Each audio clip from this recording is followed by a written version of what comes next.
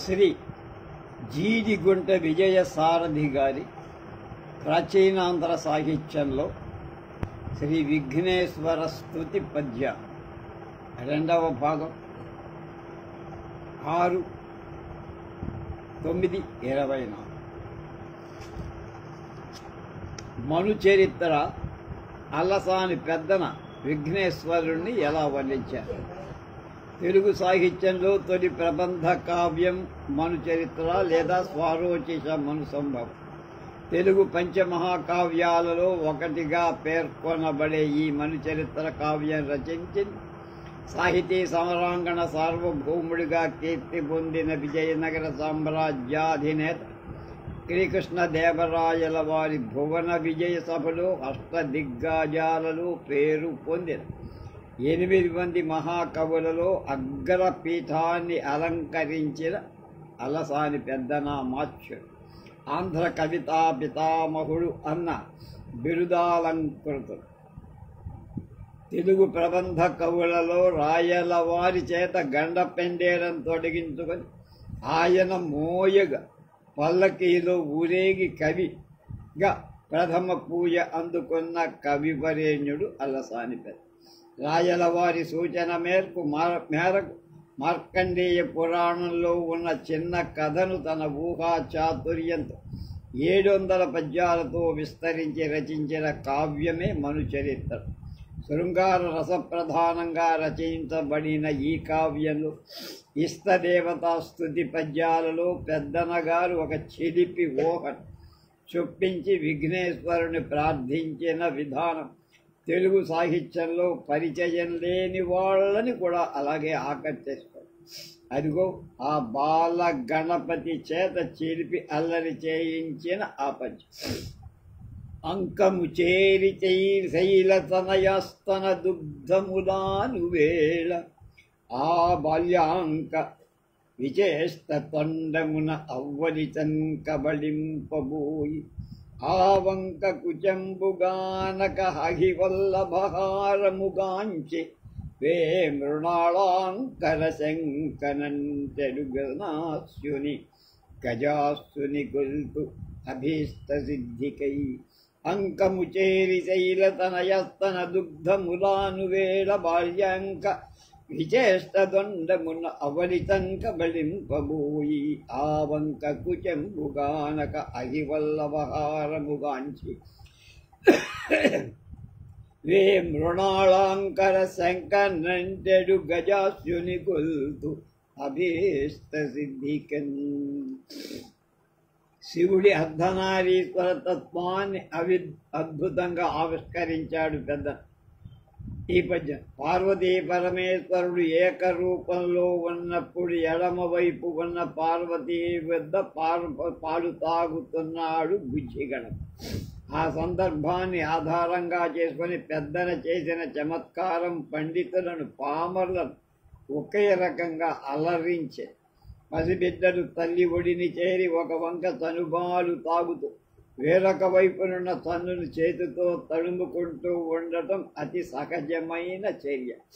అలా ఒకవైపు తన్ను నుంచి పాలు తాగుతున్న గణపతి రెండవ వైపు తన్నుని తడమటానికి తొండాన్ని చాచారు.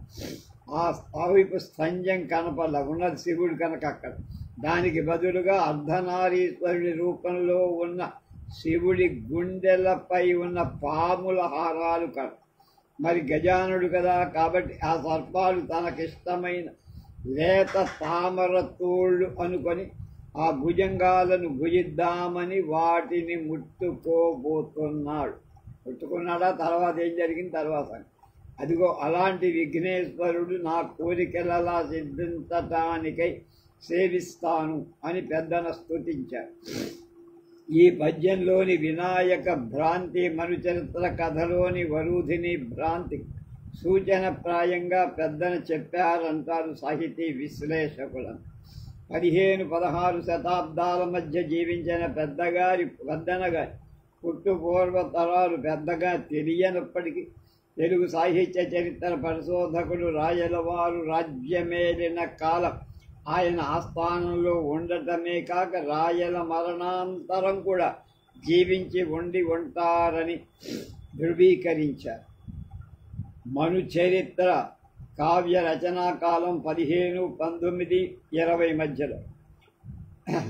అప్పటికి ఆయనకి 45 వయస్సు ఉండవచ్చని పెద్దనకి, అది కూడా. అలాగే ఆయన గురువు గారి పేరు శఠగోపయతి. అల్లసాని వారిచే ఏ ప్రాంతం అన్న విషయానికి ప్రశస్తం వచ్చినప్పుడు వేటూరి ప్రభాకర శాస్త్రి గారు బళ్ళారి ప్రాంతమని, దోపాడు పరగణాలు దోర్నాల గ్రామం ఆయన నివాస స్థలమని అన్నారు. కానీ పరిశోధకులు అధిక సంఖ్యాకులు పెద్దన గారు కోకట గ్రామ జనేకాగ్రహారములని ఆయన రాశాడు కనుక ఆ గ్రామం అని. ఒకప్పటి కడప జిల్లాలో కమలాపురానికి దగ్గరలో కోకట అగ్రహారం ఉండేది. రాజులవారు ఈ అగ్రహారాన్ని దానంగా పెద్దన గారికి ఇచ్చారని ఒక పద్యంలో చెప్పారు. వికీపీడియాలో ప్రముఖ సాహితీవేత్త చీమలమర్రి బృందావనరావు గారు పెద్దన గురించి వ్యాఖ్యానిస్తూ ఇలా అన్నారు: మార్కండేయ పురాణంలో ఒక చిన్న కథ తీసుకొని దాన్ని ప్రస్తరించి ఒక అపూర్వ కళాఖండాన్ని కల్పించాడు పెద్దన. ఇది నిజంగా అపూర్వమే. పెద్దనకు పూర్వం తెలుగులో అంత ఖచ్చితమైన ప్రమాణాలతో రచింపబడిన కావ్యం లేదు. పెద్దన తరువాత కవుల్లో కూడా మను చరిత్రను అనుకరించి రాయబడిన కావ్యాలే ఎక్కువ. మను చరిత్రాన్ని పెద్దన గారి సకలోహ వైభవ సనాథం అనాల్సిందే. విశ్వనాథ్ అన్నారు. కొద్దో గొప్ప సాహిత్య జ్ఞానం ఉన్నవాళ్ళకి మను చరిత్రలోని చాలా పద్యాలు కంఠతా వచ్చావే. మాకు ప్రభరాక్షుడని 10వ తరగతిలో ఉండేది. ఆ పద్యాలన్నీ నాకు వచ్చు. మేమందరం చదువుకున్నాం. దానికి వేదం వారితో వేటూరి వారితో వ్యాఖ్య పుస్తకం ఉంది మా లైబ్రరీలో, ఉయ్యూరు హై స్కూల్ లైబ్రరీలో ఉంటే అది తీసుకొని మా పక్క ఇల్లు, దక్షిణం వైపు ఇల్లు కూడా మా బంధువులే. ఆ ఇంట్లో బయట గది ఉండేది. ఆ గదిలో కూర్చొని ఖాళీ ఉన్నప్పుడు ఆదివారాలు స్కూల్ నుంచి వచ్చిన తర్వాత నేను మరు చరిత్ర చదవటం, అందులో అర్థతాత్పర్యాలు చెప్పడం, మా మిత్రులంతా దాన్ని వినటం జరుగుతూ ఉండేది. అదొక గొప్ప అనుభూతి నాది. కథా విధానంలో కానీ, పాత్రల చిత్రణలో కానీ, సన్నివేశాలు కల్పించి సంభాషణ నిర్వహించడంలో కానీ, పద్య నిర్వహణలో కానీ దీనికి సాటి అయిన గ్రంథం నభూతో నభవిష్యతి అనిపించున్న కావ్యం మను చరిత్ర.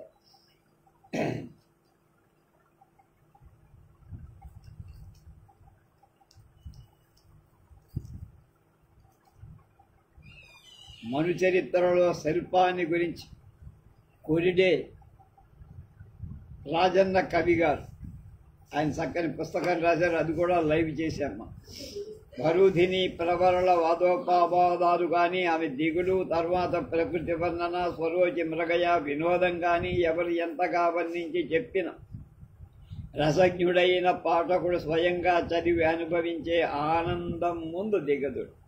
నిజమే, పెద్దన గారి ప్రభావంతో తదనంతరం పిల్లమును చిత్రలు ఎన్నో వచ్చాయి కానీ ఏవి నిలబడ అన్నట్టు పెద్దన గారి అంకము చేరి పద్యానికి మాతృక అనదగ్గ మరో పద్యం పిల్లల మర్రి పినవీరభద్రుని శృంగార శాకుంతల కావ్యంలో కనపడుతోంది అంటున్నారు. జననీ స్తన్యముగ్రోలుతున్ చరణ కంజాతంబునన్ కింకిణీస్వరమింపారగ తల్లి మేన మృదల స్పర్శంపుగా దొండమల్లన ఆ కొండం అల్లన ఆడించుతు చొప్పు విఘ్నపతి ఉల్లాసంబుతో మంత్రి వెన్ననికిన్ మన్నపు పుంపు మీర వసగున్ భద్రంబులెల్లప్పుడు. అయితే పెద్దల పద్యంలో ఉన్న ఊహా చమత్కృతి అలంకారం ఇందులో లేవు. అయితే అందుకే అల్లసాని వారి అల్లిక జిగి దిగి అన్నారు. తెలుగు సాహిత్యంలో తొలి జ్ఞానపీఠ పురస్కార గ్రహీత విశ్వనాథ సత్యనారాయణ గారు.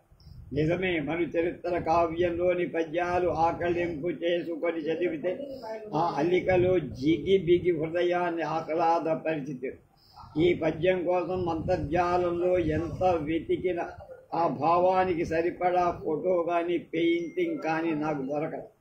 2 గంటల క్రితం ఆత్మీయ మిత్రుడు దెందుకోరి రఘునాథ్ గారు నాకిచ్చిన చనువులు ఉపయోగించుకుంటూ ఆయన చంక ఎక్కి లిటరల్గా కాదంలో ఏదో సామెత చెప్పినందుకు ఈ పద్యం పంపించి పద్యానికి అన్వయించే చిత్రం ఏం దొరకలేదు, మీరు ఈ భావం గురించేలాగా ఒక చిన్న స్కెచ్ చేసి ఇవ్వగలరా అని పోస్ట్కి జతపరిచా. అంతే, అయిందంటే 5 నిమిషాల్లో ఒక స్కెచ్, మరో 5 నిమిషాల్లో ఒకటి రంగులు అద్ది ఈ చిత్రం పంపించారు రఘునాథ్ గారు. ఇక మీదట ఈ పద్యం గురించి ఎవరైనా ప్రస్తావిస్తే ఈ చిత్రం ఖచ్చితంగా జతపరుస్తారనిపిస్తుంది. అనేక ధన్యవాదాలు.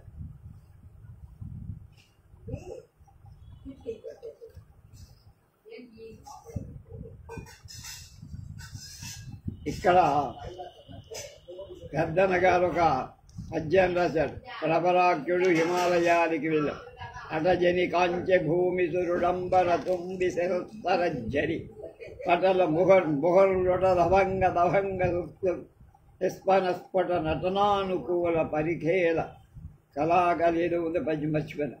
ఆ పద్యాన్ని మేము ఉత్తర దేశ యాత్ర బద్రీనాథ్ కేదార్నాథ్ బద్రీనాథ్కి వెళ్ళినప్పుడు కేదార్నాథ్ కొండ ఎక్కేటప్పుడు ఆ కింద అచ్చంగా ఇలాంటి దృశ్యం కనబడు. అది ఫోటో తీద్దామని ఎందుకో నేను జేబులో పెట్టుకున్న కెమెరా నేను అక్కడ మర్చిపోయినాడు, మా బాబుగారి దగ్గర మర్చిపోయినా, అది తీయలేకపోయాను. అచ్చగా పెద్దన్న గారు వర్ణించిన దృశ్యం అక్కడ కళ్ళ కడుతున్నట్టు కనబడు. అది ఆ పద్యం ఆయన ఎంత ఊహతో అక్కడికి వెళ్ళి చూసినట్టు రాశాడు. డైరెక్ట్గా వెళ్ళినవాడు కాదు, వెళ్ళకుండానే రాశాడు. తర్వాతది కవికర్ణ రసాయనం సంకుశాల నృసింహ కవి. ప్రబంధ యుగంలోని కవులలో బహుళ ప్రాచుర్యం సంపాదించిన కవులెవరయ్యా అంటే వెంటనే రాయలవారి భువన బీయ సభలు అలంకరించిన అష్టదిగ్గజాల పేర్లు వర్ణించడం సార్. రాయలవారి పరిపాలనా కాలం 1509 నుంచి 29-20 ఏళ్ళు అనుకుంటే, అదే కాలంలో అష్టదిగ్గజ కవులుగా కీర్తింపబడే అల్లసాని, నంది, యుజ్జటి, మాదయ్య గారి మల్లన, పెంగళి, సోరన, రామరాజభూషణుడి, భట్టుమూర్తి, తెనాలి రామకృష్ణ, అయ్యల్ రాజ రామభద్రుడు, కొంతమంది రామభద్రుడి బదులు కంతుకూరు రుద్రకవికి అష్టదిగ్గజాల స్థానమిచ్చారతో పాటు మరెంతో మంది కవులు కూడా రాయల వారి మెప్పు కోసం తప్పక ప్రయత్నించే ఉంటారు కదా. అదిగో అటువంటి వారిలో సంకుశాల నృసింహ కవి అత్యంత ప్రసిద్ధి చెందినవాడు. అష్టదిగ్గజ కవుల ప్రతిభా పాఠవాల ముందు సమబుద్ధిగా నిలబడగల సామర్థ్యం ఉన్న కృష్ణదేవరాయల ఆస్థాన కవి కాలేకపోయిన గొప్ప కవి ఈయన మాంధాతృ చక్రవర్తి చరిత్రను కవికర్ణ రసాయనం అనే పేరుతో గొప్ప ప్రబంధం రచించి శ్రీరంగనాథుడికి అంకితం చేశారు. ఈ కావ్యం అష్టదేవతా స్తుతి పద్యాలలో సంకుశాల నృసింహ కవి విఘ్నేశ్వరుని ప్రార్థించడానికి చేసిన ఊహ చూద్దాం. నాకు భలే ఇష్టం ఈ పద్యం అంటున్నారు ఈయన విజయ్ సార్. నన్ను మన్నింపు నీకు మామయగుమైనా కంబు నాకాభి నాభుని మూలంబడునంతు పార్వతి వియద్భూతారమున్మాంచి తందన తన తుండమ్మున పీల్చియుంద జలధింతాగ్రమ్మరం గుమ్మరించిన శుండాల ముకుండు మామక ప్రతిక్రీతిత్తు నిర్విఘ్నత. ప్రాచీన కావ్యాల్లో కొన్ని పద్యాలు అర్థం కావాలంటే కొన్ని పురాణ గాథలు తెలుసు. ఈ పద్యంలో అదే కోపకొస్తుంది. కవిగారు చేసిన ఊహలో ఉన్న అంతరార్థాన్ని గ్రహించి ఆస్వాదించాలంటే ముందుగా మనకు తెలవాల్సిన సంగతులు మైనాకుడెవరు, అతని కథ ఏమిటన్న విషయాలు. మైనాకుడు హిమవంతుడి కుమారుడు కాబట్టి పార్వతీదేవికి సోదరుడు, వినాయకుడి మేకు మేనమ. పూర్వకాలంలో పర్వతాలకు రెక్కలుండేవిట, అది తమ ఇచ్ఛానుసారంగా విహరిస్తూ నగరాల మీది జననష్టం లేని వారి జననష్టం కలిగిస్తుండటంతో దేవతలు ఇంద్రుడికి మొరబెట్టుకుంటే ఇంద్రుడు వజ్రాయుధంతో వాటి రెక్కలు నరిసివేశాడని. అదిగో ఆ సమయంలో మైనాకుడు ఇంద్రుడి బాలుని తప్పించుకోవడానికి సముద్ర గర్భంలో దాక్కున్నాడు. అప్పుడు పద్యభావం చూద్దాం. సాధారణంగా పిల్లలు నీళ్లలో ఆడుకుంటారు కదా, అందులో నీళ్లు పీల్చి పైకి ఎగజిమ్ముతూ క్రీడించటం ఏనుగు లక్షణం. అలా బాలగణపతి సముద్రం ఒడ్డున నిలబడి తన తొండంతో నీళ్లన్నీ పీల్చి మళ్ళీ బయటకి చిమ్ముదామని ఆట ప్రారంభించాం. అప్పుడు పార్వతీదేవి కుమారుణ్ణి వారిస్తోంది, నాయనా విఘ్నేశ, నన్ను మన్నించరా, నువ్వు ఈ ఆటలాడటానికి నేను ఒప్పుకోను. ఎందుకంటే నీ మేనమామ స్వర్గాధిపతి ఇంద్రుడికి భయపడి బతుకు జీవుడా అనుకుంటూ సాగర గర్భంలో బతుకుతున్నాడురా. ఇప్పుడు నువ్వు ఆ సముద్రపు నీటిని స్వాహా చేస్తే మైనాకుడు మీ మామ బయటపడి ఇంద్రుడికి చేతిలో చస్తాడురా అన్న. వినాయకుడు తన తొండంతో అప్పటికే పీల్చిన నీటిని తిరిగి సముద్రంలోకి వెంటనే కుమ్మరించాడు. అటువంటి శృండాలముకుడు, తొండమున్న ముఖం కలవాడు, తన కావ్యానికి విఘ్నాలు కలగకుండా వేడుకున్నాడు కవి. శంకుశాల నృసింహ కవి తాను భట్ట పరాశరుడి శిష్యుడని కావ్యంలో చెప్పుకోవడం వల్ల ఆ పరాశరుడు 1536 సంవత్సరంలో జీవించి ఉన్నాడన్న శాసనాలు లభించడం వల్ల నృసింహ కవి 16వ శతాబ్ది పూర్వకాలంలో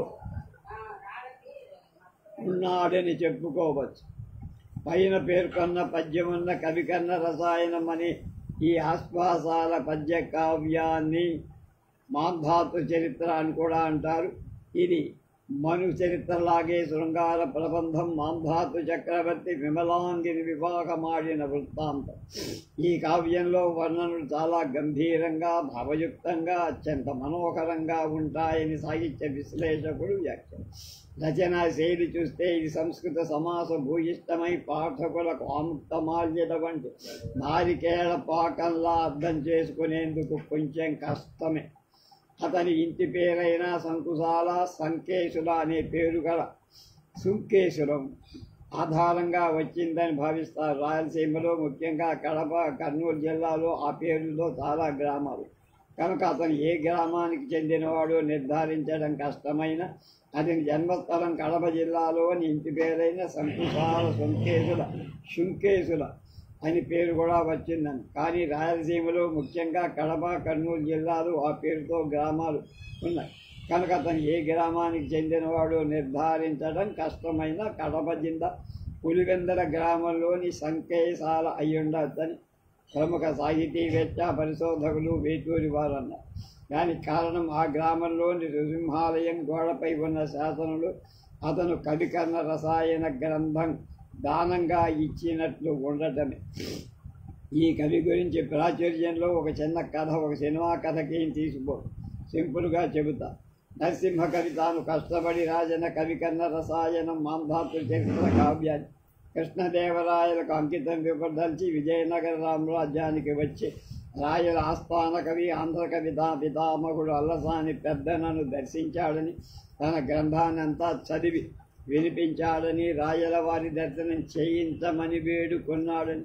పెద్దన గారి ఈ గ్రంథ చమత్కారానికి ఆశ్చర్యపడి అలాంటి గొప్ప గ్రంథం రాయలకు చూపిస్తే తను రాసిన మను చరిత్ర ప్రబంధం మీద గౌరవం తగ్గుతుందేమో అనో ఈశాసూయతో నృసింహ కవికి రాజదర్శనం కాకుండా ఇదిగో అదుగో అని కాలక్షేపం చేశాడని తాతాచార్యుడు తెనాలి రామకృష్ణుడు చేసినాడు. రాజదర్శనం ఎంతకీ దక్కబోయేసరికి తాను తెచ్చుకున్న సొమ్ములు ఖర్చయిపోయిన రోజు ఈవాడికి తిండి కూడా గడవడం కష్టమై చివరకు పద్యాలు డబ్బులు కమ్ముకునే పరిస్థితి కలిగిందని, అలా అమ్మిన పద్యం ఒకటి రాయల వారి కూతురు మోహనానికి 4000 వరహాలు చెల్లించి కొనుక్కొని ఒక సాయంత్రం తన తండ్రితో చదరంగా మాడుతూ ఆటలో తన బంటు ఒకటి చెక్కుకుంటూ పద్యంలో పాదం ఉద్ధతుల మధ్య పేదల కొండతరమే అని తనలో తాను అనుకుంటూ రాయల వారు ఆ పద్యం మొత్తం వినిపించుకొని అంత గొప్ప పద్యం రాసిన కవి ఎవరో, ఏ కావ్యం రాశాడు, ఎందుకు ఇంత గొప్ప పద్యం అమ్ముకోవాల్సి వచ్చిందో అని వాకపు చేస్తే అప్పటికే ఆ కవి దర్శనం కానందుకు విసిగి వేసారి విజయనగరం వెళ్ళిపోయాడని తెలిసి రాయల వారు విచారిస్తగా ఈ ఉదంతం నిజమో కాదో తెలుసుకునే అవకాశం లేదు. కానీ నృసింహ కవి తన కవికర్ణ రసాయన మాత్రం రాజులను విపరీతంగా దూషించి తన గ్రంథాన్ని శ్రీరంగనాథుడి అంకితం చేసి కృతార్థుడయ్యానన్న సంగతి లోపలి. ఇంకా ఒక పద్యం కోసం చిత్రనన్న నేను పంచుకున్న చిత్రం గీసిన ఈ దెందుకూరి రఘునాథ్ గారు వేశారు. నిన్న రాత్రే ఇవాళ ఏ పద్యాన్ని పోస్ట్ చేస్తున్నారో కొంచెం చెబుతారా అని అడిగి మరిగి వేసిచ్చారు. సింపుల్గా ఉన్నా నాకైతే చాలా క్యూట్ అనిపించి, ముఖ్యంగా పార్వతి తన చూపుడు వేలుతో బాణ గణపతిని వారిస్తున్న తీరు, అలాగే మైనాయకుడు కంగారు పడుతూ వద్దురా నాయన అనే ఎక్స్ప్రెషన్ నృసింహకవి ఊహల్లాగా భలేగా ఉన్నాయి. ధన్యోస్మి రఘునాథ్ గారు.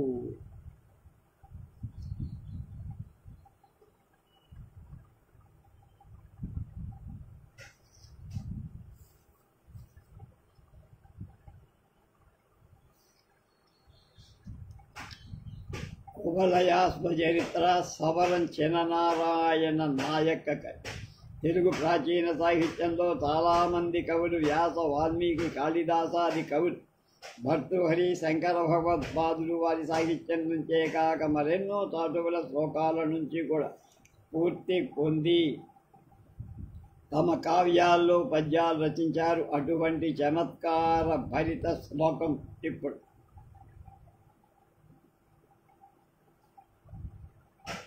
అత్తం వాంఛతి వాహనం గణపతిర్భూషా భుజంగః క్రుధా తం వాహోపి షడాననస్య గిరిజా వాహోపి నాగాసనం గౌరీ జహునుసుతా మమసూయయత్ కళానాథం లలాటానలః నిర్విన్న సహసా కుటుంబ కలహాత్ ఈశో పిబద్ధుర్విషం. శివుడి మెడలో పాము గణపతి వాహనమైన ఎలుకను మింగేయాలని చూస్తోంది. ఆ పామును షణ్ముఖుడి అంటే కుమారస్వామి వాహనం నెమలి తినాలని ఎదురు చూస్తాం. పార్వతి వాహనమైన సింహం నాగాననుని అంటే సింహం ముఖం వాడైన వినాయకుడి మీద దూకి చంపాలని చూస్తాం. ఇంత జరుగుతున్న పార్వతీదేవి మాత్రం శివుడి తలపైకెక్కిన గంగను ఈర్ష్యతో చూస్తాం. అది ఇంకా శివుడి నుదుటన ఉన్న మూడవ కంటిలో అగ్ని ఆయన సిగపై ఉన్న చంద్రుణ్ణి మసి చెయ్యాలని చూస్తున్నాడు. ఇన్ని కుటుంబ అంతఃకలహాలతో సతమతమగుతూ ఎవరినీ సర్దుబాటు చేయలేని శివుడు ఆత్మహత్య చేసేందుకు విషం మింగాడు, కానీ లోక కళ్యాణం కోసం కాదు అని అర్థం.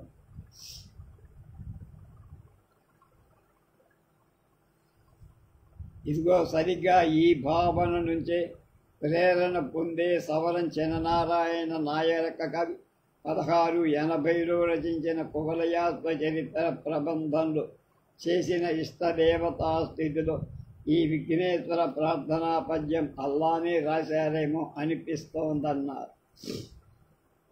కలుగున్లాయకు తేజికిన్ భయముమై గాన్పించు ఈశాన్ సొమ్ములకున్ తమ్ముని కత్తలానము రయంబుల్ మీర రవించి సూరలకున్ పర్వన పోవు వానిగని గౌరీకాంత సారంగిలా కిలనవ్వన్ మొదమొంద దంతి ముఖునిన్ కీర్తించి నర్తించరు.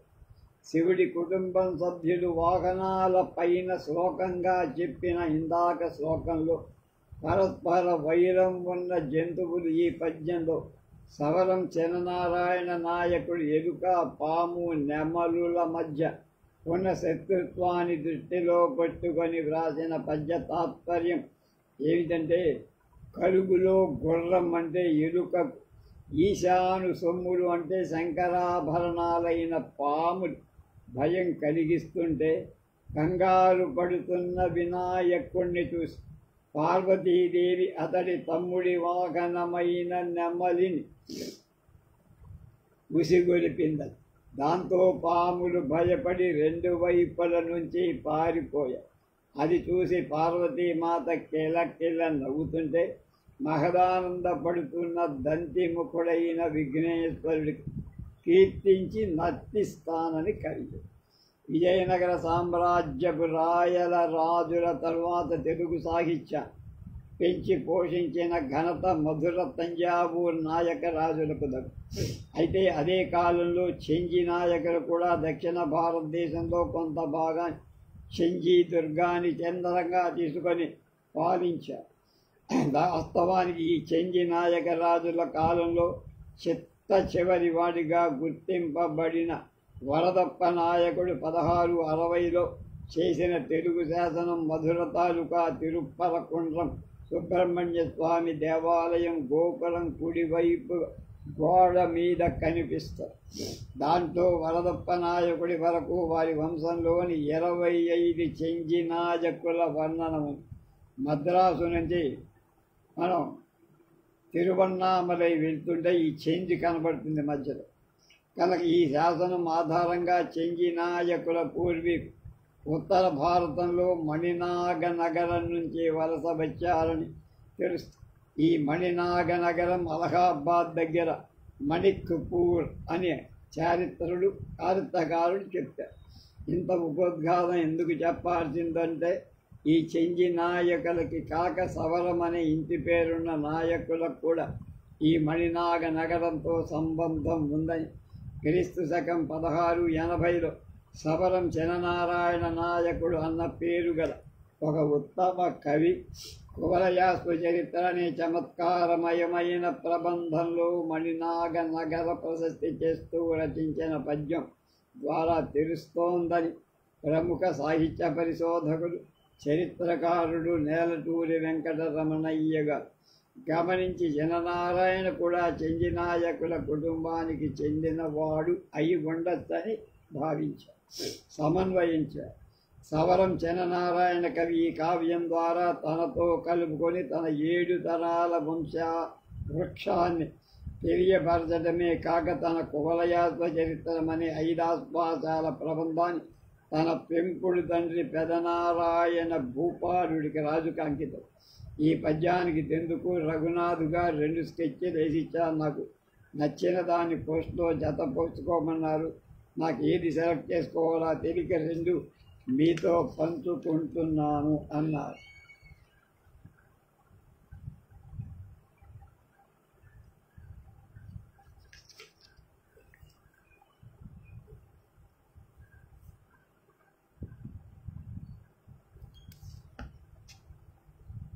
రామాయణం ఆత్కూరి లేక ఆత్కూరి లేక ఆత్మకూరి కాదు, ఆత్కూరి మొల్ల ప్రాచీనాంధ్ర సాహిత్య చరిత్ర ప్రకారం తెలుగులో రచింపబడిన కొద్ది రామాయణాలు ఎంతో ప్రాచుర్యం పొందిన రంగనాథ మొల్ల రామాయణం అని నిషేధంగా చెప్పవచ్చు.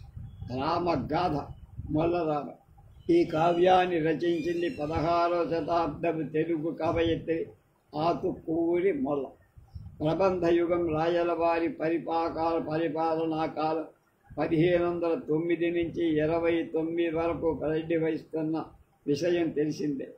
కానీ ఇంచుమించు అదే కాలంలో జీవించిన మొల్లమాంబకి రాయల ఆవారి ఆస్థానంలో కానీ భువన విజయ సభలో కానీ ప్రత్యక్షంగా సంబంధం ఉన్నట్టు తెలుగు సాహిత్య చరిత్రలో ఎక్కడా చెప్పబడదు. మొల్ల రామాయణంగా ప్రసిద్ధి చెందిన తన కావ్యంలో ప్రబంధయుగంలో పుట్టిన మొల్ల ఇతర కవులలాగా వననాదులలో జటిలమైన సుదీర్ఘమైన సంస్కృత భూయిష్టమైన సమాసాలతో పాండిత్య ప్రకర్ష ప్రదర్శించకుండా అతి సరళమైన అలతి పదాలతో పామరులను సైతం మురిపించే శైలితో పద్య రచన చేసింది.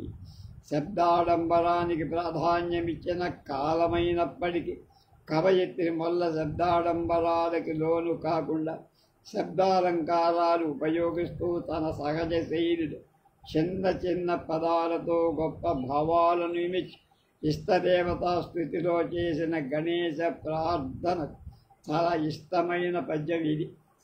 చంద్రఖండ కళాపుజారు వమనరు కలిత చంచల కన్ను కమలవన్ మోదకోజ్వల బాహు మూషికోత్తమ బాహు భద్రే భవదను సద్భక్త సదన్ సన్ముని స్తుతిపాత్రు శైలరాడ్డౌహిత్రు అనుదినామోదు విద్యాప్రసాదు పరసు పరశువరాభ్యాసు పాశాంకు సోల్లాసు ఉరుతరక్షాతు నాగోపవీతు లోకవందిత గుణవంతు ఏకదంతు అతుల హేరంబు సత్కరుణావలంబు విమల రవికోటి తేజు శ్రీ విఘ్నరాజు ప్రధిత వక్ప్రౌఢికై ఎప్పుడు ప్రస్తుతించు. ఏ మాటకా మాటే చెప్పాలి. ఈ శీతపద్యంలో తూగు భలేగా ఉంది. ఇందులో ప్రాసపడితే చదువుతుంటే ఒక రాగం అప్రయత్నంగా వస్తుంది. ఈ పద్యభావం చాలా సులభం. చంద్రరేఖ అలంకారంగా ఉన్నవాడు, అందమైన గుజ్జు రూపం, ఎల్లవేళలా ఊగుతూ ఉండే చెవులున్నవాడు, చేతిలో ఉండ్రాళ్ళు పట్టుకున్నవాడు, మూషిక వాహనుడు, గజవదనుడు, సద్భక్తుల జడ అండగా ఉండేవాడు, పరమ సాత్వికులైన మునుల చేత స్తుతింపబడేవాడు.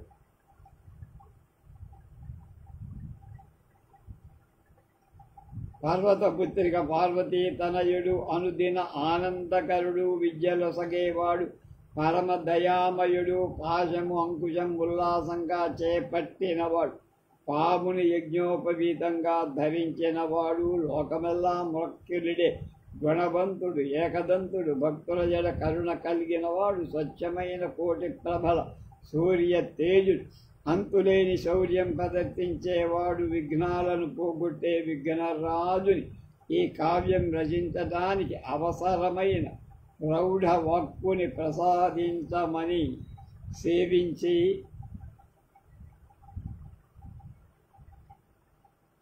స్తుతిస్తున్నాం అంటూ విఘ్నేశ్వరుని శబ్దాలంకార మండితంగా 22 విశేషణాలతో వంచి ఆ బొజ్జ గణపతి రూపాన్ని మన కళ్ళ ముందు నిలుపుతాం.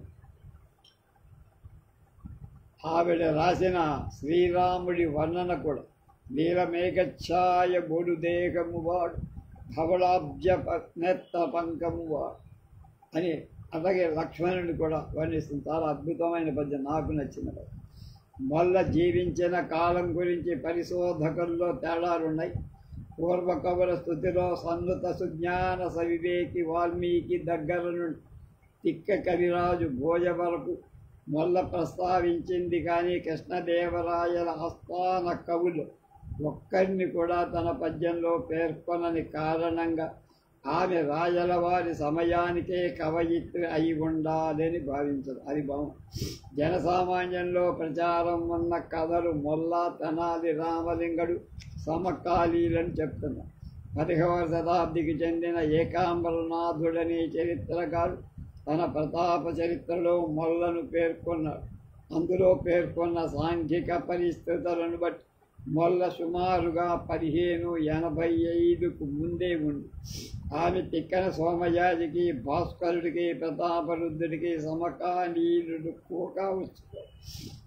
ఈమె కులావంశ సంజాత, అందుచేత ఆమెను కుమ్మరి మొల్ల అని కూడా. ఆమె తండ్రి పేరు కేతన శెట్టి. గ్రంథావతారికలో శ్రీనాథుడిని కూడా స్మరించినందుకు ఈమె శ్రీనాథుడి తర్వాత కాలంలో జీవించి ఉండే అవకాశాలు ఉన్నాయని పరిశోధకులు. ఆమె ఆజన్మ బ్రహ్మచారిణిగా శ్రీరామచంద్రుడికే తన జీవితాన్ని అంకితం. మొల్ల తాను శ్రీకంఠమల్లేశ్వరుడి వరం చేతని కవిత్వం నేర్చుకున్నానని తన రామాయణంలో స్వయంగా చెప్పి, ఆ ఆలయం కడప జిల్లా గోపవరం గ్రామంలో ఉందా. అలాగే తాను పూజించిన శ్రీరామాలయం తరతరాలుగా జనం చెప్పుకునే మొల్లబండ కూడా ఈ గోపవరంలో ఉండటం వల్ల ఆ గ్రామం ఆమె స్వస్థలం అయి ఉండవచ్చని తెలుగు సాహిత్య పరిశోధకులు ధృవీకరించారు. అంతేకాదు ఆ ఊరి ప్రజలు మొల్లబండకు ఇప్పటికీ పూజ చేస్తారు. కృష్ణదేవరాయలు ఈ గోపవరంలో బస చేసినట్లుగా స్థానికులు చెప్తారు. మొల్ల పూర్వీకులు ఆత్మకూరుకు చెంది ఉంటారని, అందుకనే ఆత్కూరు ఇంటి పేరు అయిందని కొందరి అభిప్రాయం.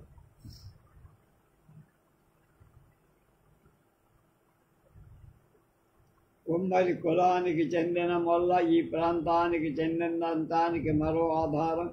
గోపవరం దగ్గర చాలామంది కుమ్మరి వంశస్థులు తరతరాలుగా ఉండటం. ఇలాగా మొల్ల వికసించిన ఇల్లు నివసించిన ఇల్లుగా చెప్పబడిన ఒక పాడుబడిన ఇల్లు కూడా ఇప్పటికీ గోపవరంలో చూడొచ్చుట. పెద్దన తెనాలి రామలింగడు కూడా గోపవరం వచ్చి మహాభక్తురాలైన మగవయత్రి మొల్లను దర్శించినట్టు ఆమెపై చేసిన దూషణను మన్నించవలసిందిగా ప్రార్థించినట్టు కూడా కథనం.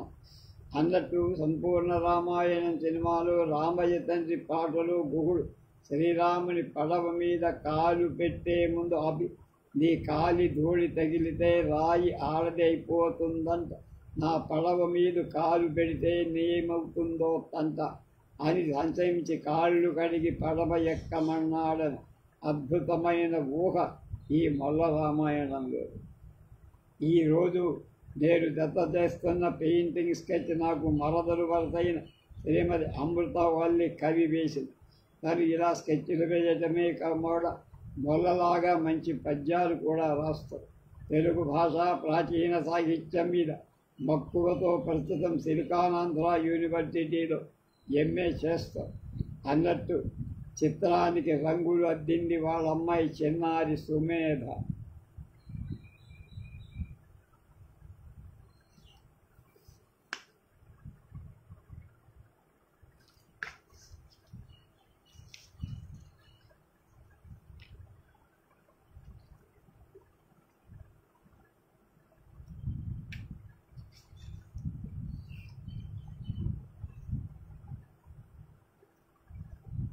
వసుచరిత్ర రామరాజభూషణ్.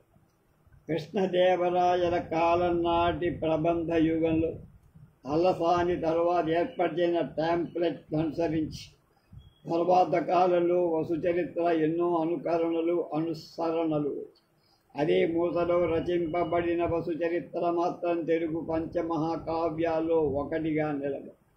వసుచరిత్ర కావ్యకర్త రామరాజభూషణుడు, అసలు పేరు భట్టుమూర్తి.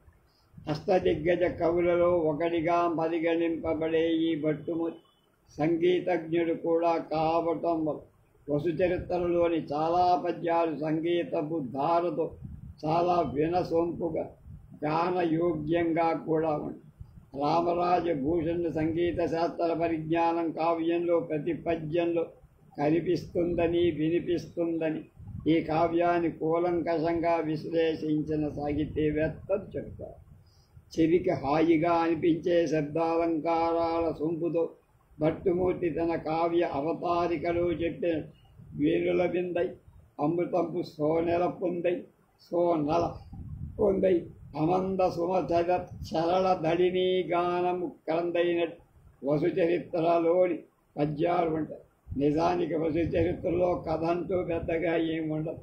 చక్కని పద్యాల కోసం, మనోహరమైన భావపూరిత వర్ణనల కోసం ఈ కావ్యం చదవాలి. అదిగో అటువంటి ఒక పద్యమే ఇష్టదేవతాస్థుతిలో రామరాజభూషణుడైన భట్టుమూర్తి వ్రాసిన ఈ గణేశ దంతాఘట్టిత రాజతాచర జరద్గౌరీ చలద్గౌరీ స్వయంగ్రాహము కంతు ద్వేషి కూర్చి శైలజకు గద్గంగాధార ఝారావచాంతి అస్యంతామోదము ముందుగా నిడి కుమారగ్రేసరుండై పితృస్వాంతములు గలయింపదాలు ఎభరాట్ వక్తృండు ప్రశంసించద మళ్ళ దంతాఘట్టిత రాజతాచల చలద్గౌరీ స్వయంగ్రాహ కంతు ద్వేషికి గూర్చి శైలజ తద్గంగా జలాచాంతి అత్యంతామోదము మనుగానిది కుమారగ్రేసరుండై పితృస్వాంతంబుల్ వెలయింపదాడు ఎభరాట్ వక్తృం ప్రశంసించదు. భట్టుమూర్తి రచించిన ఈ పద్యం అర్థం చేసుకోవడం కష్టమే. వాక్యాలు అటు ఇటు ఉండడం, అన్వయం చేసుకోవడం కూడా ఇబ్బంది. మధ్యలో శ్లేష కూడా కనుక ఇదిగో 10 పదార్థం. దంతాఘట్టిద దంతమనే కొమ్ముతో ఢీ కొడుతూ, రాజతాచల రజతాల చల రాజు వెండి కొండ చలత్ కదిలిస్తే గౌరీ పార్వతీదేవి స్వయంగ్రాహమున్ తనంత తానుగా కంతు ద్వేషికి మన్మధుని ద్వేషించేవాడైన శివుడికి గూర్చి దగ్గరగా శైలజకు పార్వతికి తత్ ఆ గంగాజలాన్ని అశాంతి ఆచమనం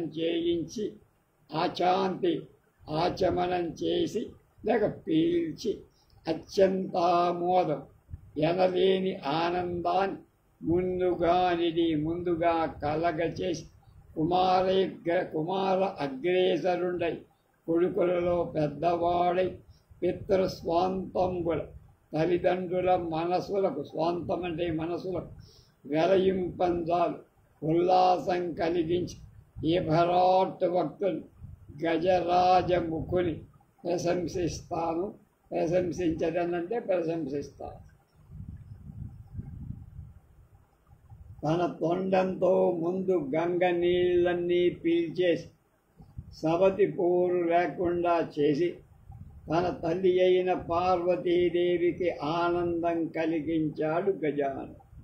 తర్వాత తన కొమ్ములాంటి దంతంతో వెండి కొండను ఢీకొడుతూ కైలాసాన్ని కదిలిస్తే ఆ ఊపికి తల్లి పార్వతి భయపడి తనంత తానుగా వెళ్ళి శివదేవుడి దగ్గరగా హత్తుకొని ఆ రకంగా తండ్రికి కూడా ఆనందం కలిగించారు. ఇలా తల్లిదండ్రులిద్దరికి ఆనందం చేకూర్చి వాళ్ళ కుమారులలో అగ్రస్థానాన్ని పొందిన గణనాథుణ్ణి అంటే కుమారస్వామి అన్నాన్ని సంపాదించాడు. ఈ విధంగా వినాయకుడిని ప్రశంసించారు. కఠిన రచనా శైలిలో ఉన్న నారికేళ పాకంలా ఆస్వాదించగలిగితే మధురాతి మధురంగా అనిపించే శబ్దాలంకారాలతో ప్రాసలతో ఆలపించడానికి అనువుగా ఉండే పద పోకళింపుతో రసానుభూతి కలిగించే శ్లేషతో రచింపబడిన కావ్యం వసుచరిత్రను మించి మరొకటి తెలుగులో లేదు. ఈ వసుచరిత్ర తెలుగు ప్రాచీన సాహిత్య పాఠక లోకానికి చాలా ప్రియమైన ప్రబంధం. పండిత లోకం రామరాజ భూషణుని శ్లేష యమక చక్రవర్తిగా కొనియాడుతారు. వసుచరిత్రలో శబ్ద చమత్కృతి కానీ అర్ధ చమత్కృతి కానీ లేని పద్యం లేదు. వసుచరిత్ర కావ్య కథావస్తువు భారతంలో ఉపరిచర వసువు కథే. వ్యాస భారతంలో కేవలం 10 శ్లోకాల్లో ఉంటే కవిత్రయ భారతంలో 45 పద్యాలకు విస్తరింపు. అలాగా వసురాజు గిరికెల వివాహ కథని రామరాజ భోజనుడు మరింత విస్తరిస్తూ ప్రబంధ శైలిలో 6 ఆశ్వాసాలతో ప్రత్యేక కావ్యంగా మలచి తిరుమల రాయలనే రాజుకు అంకితం ఇచ్చారు. కృష్ణదేవరాయలు 1530లో ప్రాంతంలో మరణిస్తే ఆయన కుమార్తె భర్త అంటే అలియ రామరాజు అదుడను విజయన సామ్రాజ్యంలో పెత్తనం చేస్తూ వచ్చి కృష్ణరాయల మరణం తరువాత మిగిలిన దిగ్గజాలు చల్లా చెదరైపోయాయేమో కానీ భట్టుమూర్తి మాత్రం రామరాజును కనిపెట్టుకొని ఉండి రామరాజ భూషణుడయ్యాడు. క్రీస్తు శకం 1565లో తల్లికోట యుద్ధంలో అడియరాజు మరణంతో విజయనగర సామ్రాజ్య పతనం మొదలు. ఆయన తమ్ముడైన తిరుమల రాయ పాలనా బాధ్యతలు స్వీకరించి రాజ్యంలో కొంత స్థిమితత్వం సాధించి రాజధానిని విజయనగరం నుంచి పెనుగొండకు మార్చి ఈయన పట్టాభిషేకం కూడా పెనుగొండలోనే జరిగింది. ఈ తిరుమల రాయలని భట్టుమూర్తి వసుచరిత్ర కావ్యానికి కృతిభర్త. దొరికిన ఆధారాల బట్టి భట్టుమూర్తిని 16వ శతాబ్దికి చెందిన కవిగా ధృవీకరించారు చరిత్రకారు. అంతేకాదు ఆయన పుట్టిన స్థలం బళ్ళారికి దగ్గర ఉంటే పాలమండలం అనే ప్రదేశంలో ఉండే భట్టుపల్లె. భట్టుమూర్తి రచించిన మరో కావ్యం హరిశ్చంద్ర నలోపాఖ్యానం. సర్వం శ్లేషమయమై ప్రతిపద్యం హరిశ్చంద్రుని యొక్క నలుని యొక్క చరిత్రను తెలుపుతూ ద్వ్యర్థి కావ్యంగా పేరుపడి తెలుగు సాహిత్య చరిత్రలో ప్రాచుర్యం పొందిన 3వ భట్టుమూర్తి రచన కావ్యాలంకార లక్షణాలను పేర్కొన్న అలంకార శాస్త్రం. భట్టుమూర్తి శ్లేష ప్రయోగం తరువాతి తరం కవులను ఎంతగా ప్రభావితం చేసిందో మధుర నాయకుల కాలంలో ప్రసిద్ధి చెందిన చేమకూరి వెంకటకి కవి రచించిన విజయ విలాస కావ్య శైలిని చూస్తే తెలుసు. భట్టుమూర్తిని ప్రశస్తిస్తూ ప్రముఖ సాహితీవేత్త పరిశోధకులు వెంకటి లక్ష్మీకాంతం గారు ఇలా అన్నారట: ఈ కవి గాయకుడు, సంగీత కళానిధి, సంగీతానికి కవిత్వానికి గల పొత్తును ఇతని వల్లే మరి ఏ ఇతర కవి గ్రహించాల. ఇతని పద్యాలన్నీ లయ గమక కీర్తనలాగా పాడదలి. అంతేకాదు ఈ కవి గొప్ప విద్వాంసుడు, నానాశాస్త్ర నిష్ణాతుడైన బుద్ధిశాలి. పద్య రామణీయ కథ, ప్రౌఢ సాహిత్యం, విజ్ఞాన పటిమ ఇతని రచనలో కనపడతాయి. ఇతని శ్రేష సహజం. రాజరాజభూషణులాగా పద్యం రాయ కలవాళ్ళు లేరు. కవులలో ఇంతటి లాక్షణికుడు కూడా లేరు. ఇక ఇవాళ పద్యానికి నేను ఎన్నుకున్న చిత్రం దెందుకూరి రఘునాథ్ గారు వేసింది. ఈ చిత్రానికి ఒక ప్రత్యేకత ఉంది.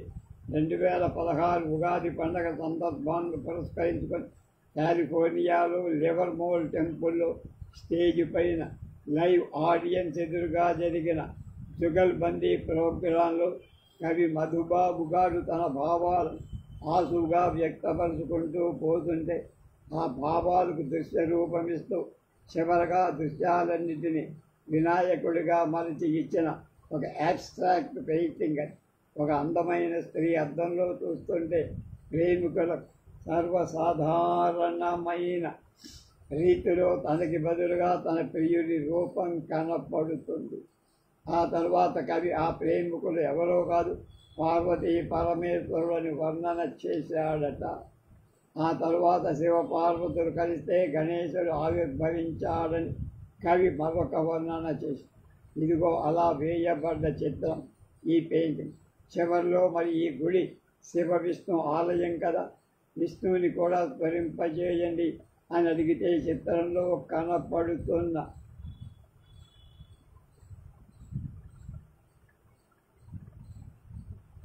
శివపార్వతుల ఒక్కొక్క కన్ను వాళ్ళిద్దరి మధ్య భాగంలో విష్ణుమూర్తికి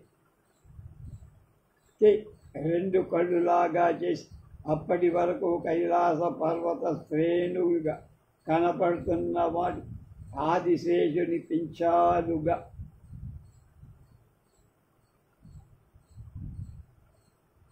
పలగలుగా రూపమెత్తి మహావిష్ణువుని స్ఫురింపజేస్తూ ఈ అద్భుతమైన అబ్స్ట్రాక్ట్ పెయింటింగ్ సృష్టించారు.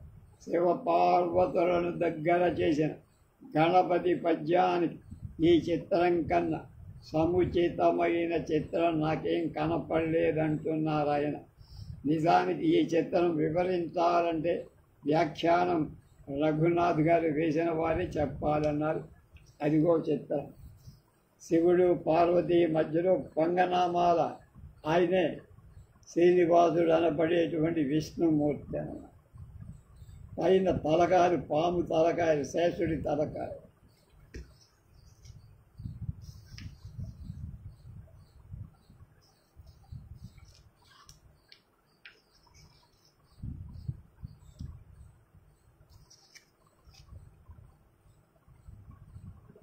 మిగతా విషయాలు రేపు వినాయక చవితి నాడు తెలుసుకోండి.